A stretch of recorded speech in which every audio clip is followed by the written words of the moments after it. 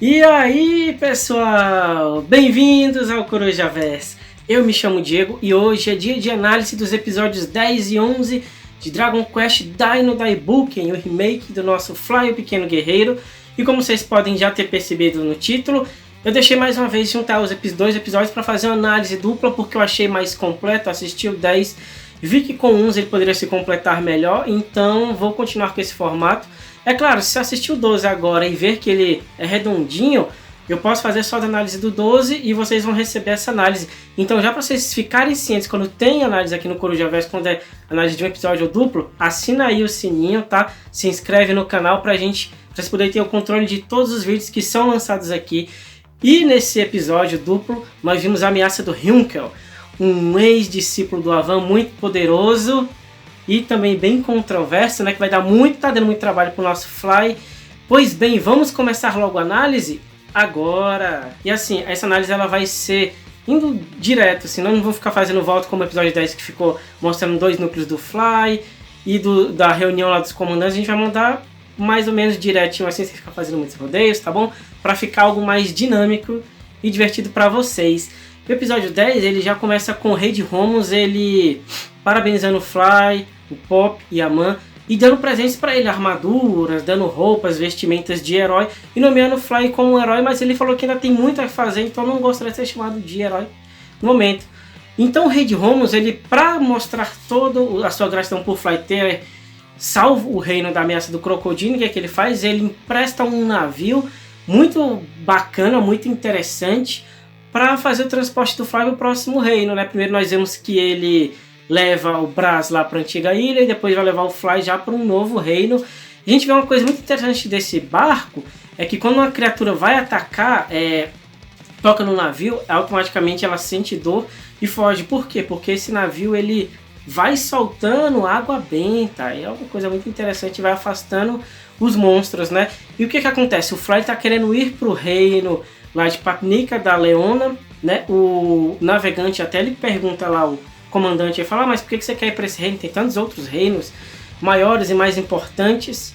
E assim, o Pop começa a falar, não, porque ele quer ver a princesa dele e tudo mais. A mãe fica impressionada porque o Fly conhece uma princesa. O Pop começa a zoar o Fly, que fala que fica sem jeito, que não é isso que o Pop está pensando, que ela é uma amiga, que ele quer proteger ela, né? Porque é o trabalho de um herói fazer essa proteção, mas também ele tem muito interesse em ver a Leona, mas como amiga, não como interesse amoroso. Como o Pop ele quer, né, mostrar, quer cutucar o Fly sobre isso. E nós temos uma revelação muito importante, que é informado que esse continente que eles estão indo, onde fica o reino de Papnica, Roukia, era o local de onde tinha a sede do governo do Hadlar, né? Esse continente era a sede do reino dele, do exército do rei do demoníaco. Então o Hadlar tinha total interesse em conquistar esse continente logo para talvez transferir logo o centro para lá, né, do castelo, e comandar dali como nos velhos tempos. E descobrimos que por causa disso o Hadlar mandou a legião mais complicada de todas para ser combatida, que é a dos mortos-vivos, né?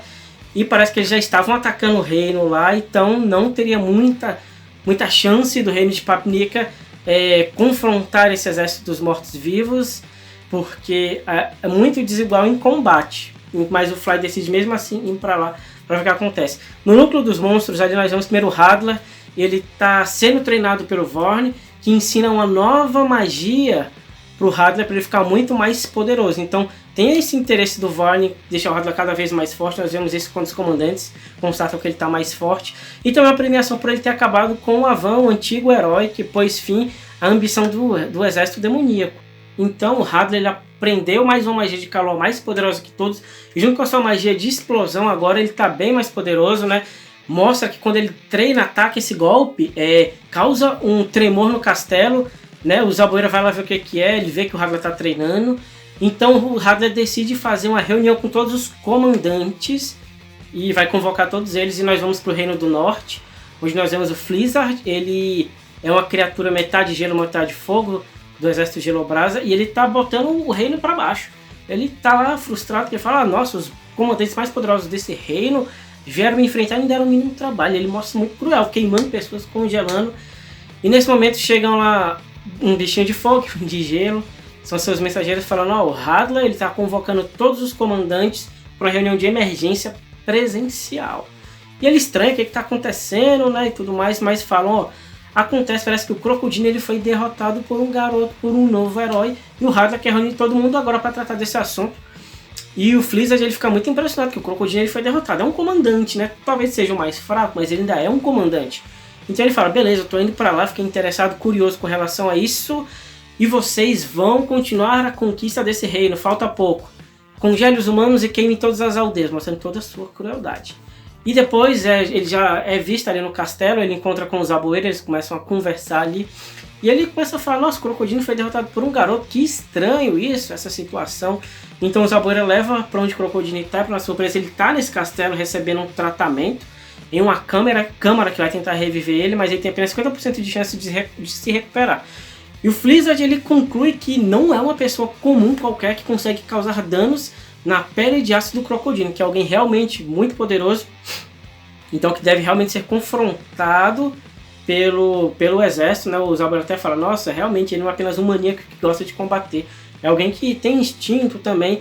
E nesse momento vemos mais um comandante, o Baran, comandante das Legiões Dracônicas. Ele concorda com o Blizzard, então o Blizzard fala, nossa, Baran, é uma pena, você foi mandado para conquistar uma fortaleza tão poderosa em um reino, já teve que voltar, vai depois ter que ir lá de novo. E o Baran fala, não precisa se preocupar não, porque eu já conquistei tudo, foi muito rápido.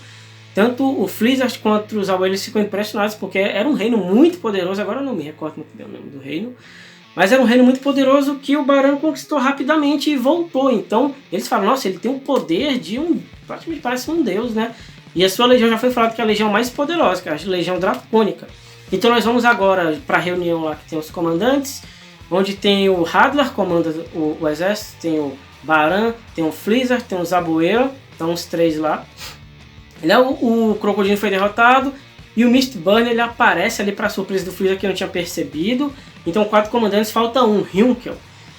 E o Hadlar fala, olha, é o seguinte, eu pretendia chamar vocês todos aqui, juntar todos vocês e montar uma frente para atacar esse rapaz chamado Fly.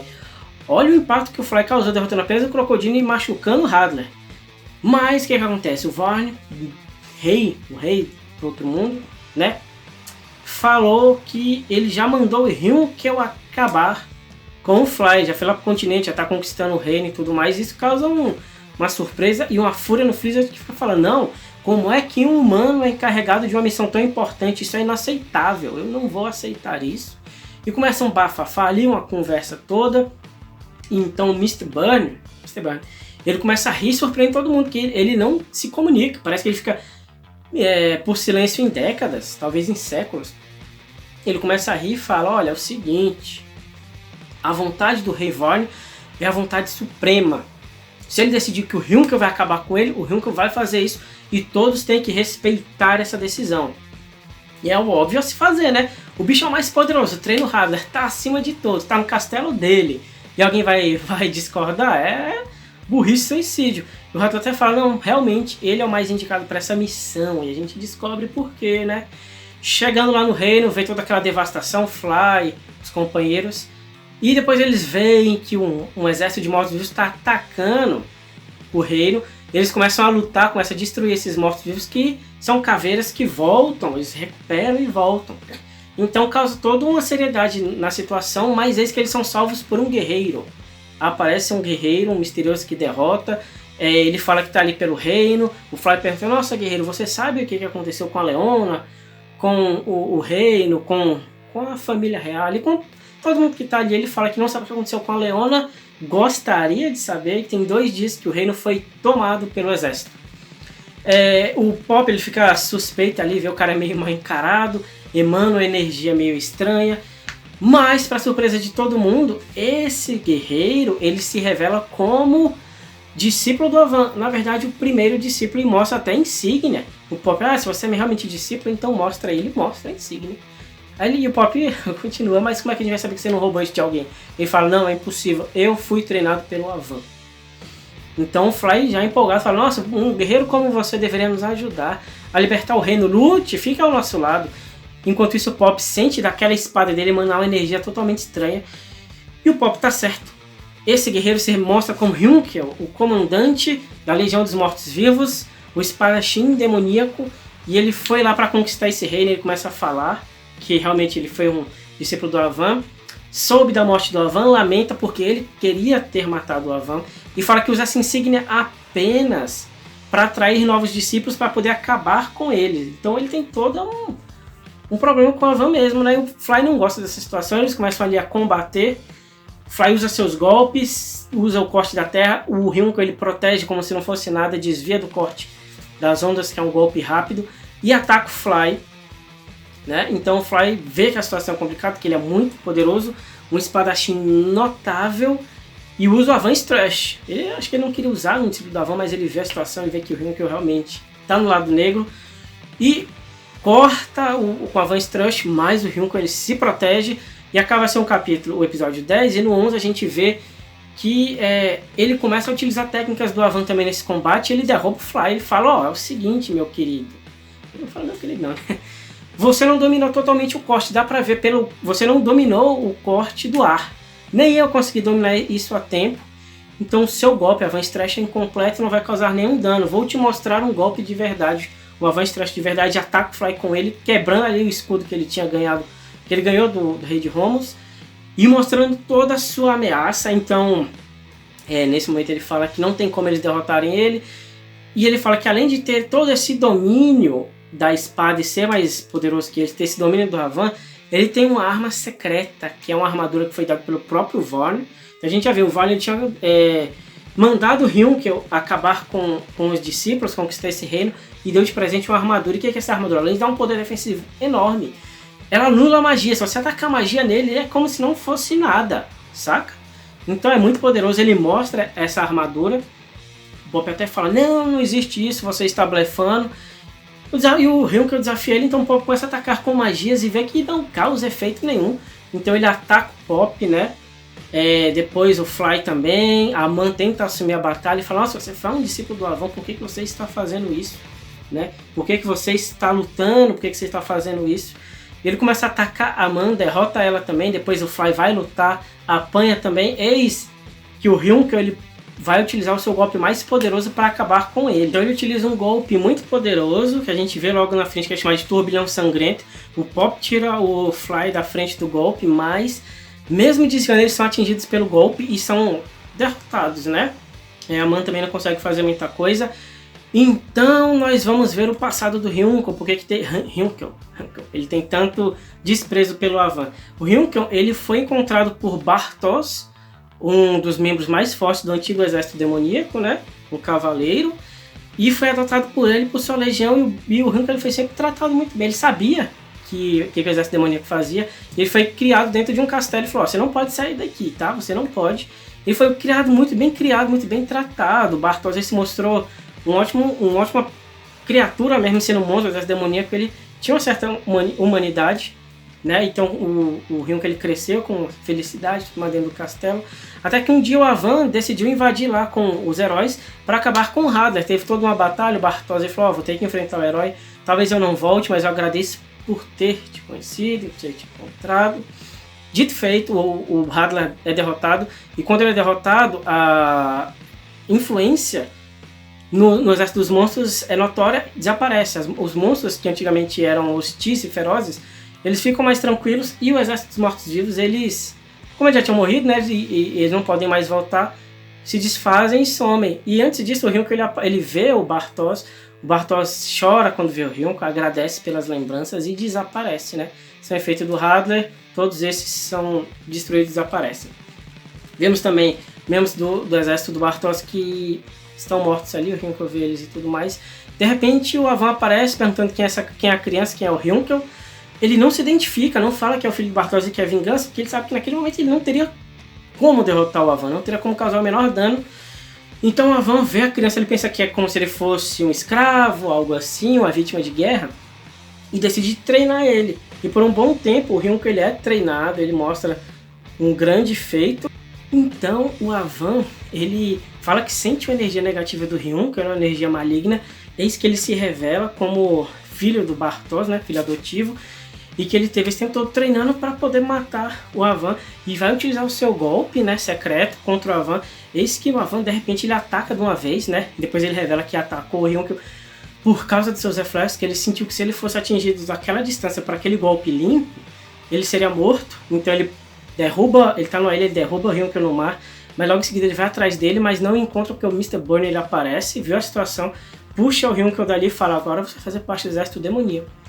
E o Avan não encontra mais ele, sente o peso disso tudo, né? Mas reconhece o poder do Ryunkyo e toda a confusão dele. E, voltando para a batalha, ele mostra ainda toda essa superioridade. Ele mostrou que seu golpe secreto é o mais poderoso de todos e que não tem como eles vencerem. Então o Pop fala: a única chance que a gente tem, Fly, é você utilizar aquela energia azul misteriosa que faz você ficar mais poderoso. Então se enfureça e ataca ele, mas o Fly começa a olhar e fala: nossa, peraí, ele foi criado por um monstro, assim como meu avô me criou. Se acontecesse com meu avô, talvez eu ficaria igual a ele, né? Assim, dá pra entender por isso. Então ele não consegue utilizar essa fúria.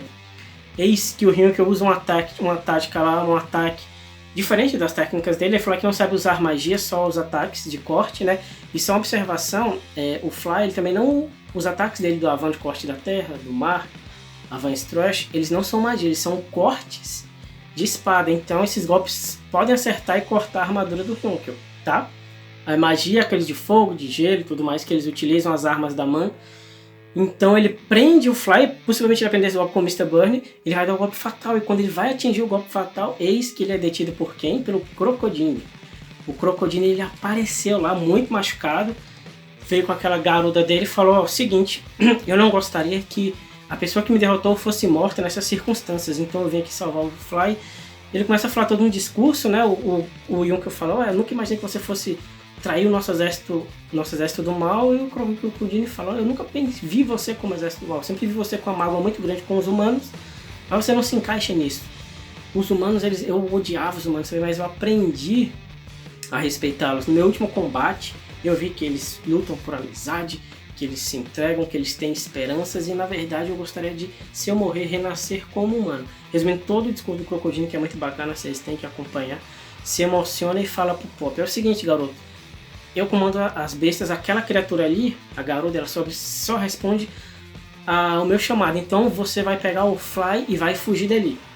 Foge aqui agora que eu vou tentar segurar o Ryunkyo. Ele fala: como se você fosse capaz de me deter, ainda mais que esse corpo machucado e sua pele de aço já não está tão reforçada assim, você vai ser derrotado rapidamente. E o Crocodile mesmo assim faz de tudo para segurar ele, e o Pop pega o Fly e foge. O Crocodile até fala: não precisa se preocupar com a garota, que o Ryunkyo, ele não... Ryunkyo? Como você fala o nome dele? Não. Ele não mata garotas, ele não ataca garotas, então pode fugir tranquilo. Ele faz isso, a garota pega o Pop, o Fly e vai embora. O Crocodile, ele se lamenta, né? Fala que essa questão de se ele pudesse renascer, ele queria ser humano, chora e cai derrotado, né? Foi fincado pela espada do Ryunkyo. E o espadachim, ele fica um pouco tocado, né? Vê a situação do Crocodile e até falou: nossa, você é um dos poucos que eu respeitava no exército junto com o Baran. O Baran, até falando dele rapidamente, eu imaginava que ele fosse humano, mas parece que ele não é. Eu não entendi direito qual é a raça do Baran, esses cavaleiros dracônicos, não sei. Mas enfim, aí ele, o que aparece? Aparece os subordinados do Ryunkyo, que ele fala: você aí, médico, cuide do Crocodile, não deixe que ele morra. Faça ele se recuperar, e essa garota aqui você pode levar ela para uma masmorra. Vamos usar ela como isca, que eles devem voltar para resgatá-la. O Ryunkyo, ele tá disposto a acabar com o Fly de todo jeito, né? Ele mostrou muita superioridade ali no combate. Ele sabe que o Fly vai voltar, e esse é o momento dele acabar com os discípulos da Avan. E nós vemos que logo um pouco depois o Fly ele acorda, ele estava desacordado depois dos grandes ataques do Ryunkyo. Ele não teve a mínima chance. Ele pergunta pro Pop onde ele tá, e o Pop explica toda a situação do Crocodile, que a mão ficou para trás e que eles saíram para ficar vivos e depois voltar. E eles veem toda a devastação no reino todo. A gente vê que as legiões estão sendo mandadas por todos os continentes, todos os reinos, para conquistar tudo, e está avançando muito forte. Parece que uma das únicas forças que ainda se rebela, que consegue fazer isso, é o próprio Fly. Então, o episódio acaba com um senhor mais velho, vestido meio como cavaleiro, encontra eles, pergunta quem eles são, e quando ele vai se identificar, acaba o episódio. E no próximo episódio nós vemos que o Fly e o Pop, eles vão treinar E parece que já vai ter um combate de novo com o Hynkel. Então, talvez se tiver a conclusão da batalha, eu senti que é importante, eu já faço análise do próximo episódio para vocês, tá? Caso não, uma análise dupla, como de costume a gente está acontecendo aqui. Mas, muito bom esse episódio, né? A gente mostra todo o poder dele, porque ele mostra um espadachim, se mostrou superior ao Fly, e com essa armadura, ele parece ser um dos principais guerreiros do Exército do Mal, né? Ele parece ter uma vantagem contra muitos guerreiros que usam magia, e também tem esses cortes do Avan. Então eu dou um palpite que ele é muito forte mesmo. Ele pode ser um dos mais poderosos do exército, né? Não tem essa hierarquia de aparece um é mais fraco, segundo mais fraco, eu acho que ele está acima de alguns outros ali, né?